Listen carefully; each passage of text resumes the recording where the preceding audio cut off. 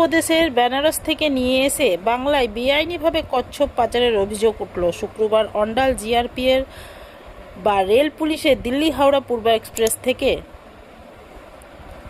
গ্রেপ্তার করা হয়েছে এক কচ্ছপ পাচারকারীকে। বেনারসের বাসিন্দা ধৃত পাচারকারীর নাম ববি।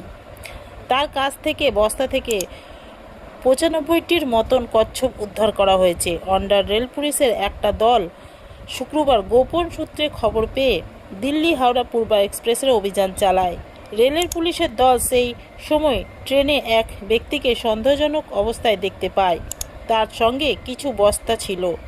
ওইসব বস্তা নিয়ে বসে থাকায় পুলিশের সন্দেহ হয়। সেই সময় রেল পুলিশ ওই ব্যক্তিকে জিজ্ঞাসাবাদ করে জানতে চায় তার বস্তায় কি আছে, কিন্তু ওই ব্যক্তি কোনো সদুত্তর দিতে পারেনি।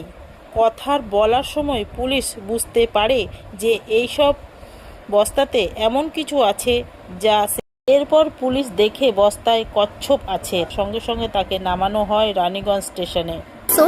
ক্লিন আসানসোল। কি নিয়ে যাচ্ছিলিস ট্রেনে? কি ছিল? কি ছিল? क्या क्या लेके जा रहा था ट्रेन में? अरे सर बैग में था। हाँ? हमको मालूम भी नहीं था का है इसमें। कौन दिया? बनारस में आदमी दिया था, हमको वहाँ पहुँचाना था बस। क्या था? उसमें कच्छप था। कितना कच्छप है? मालूम नहीं सर। किसको देना था?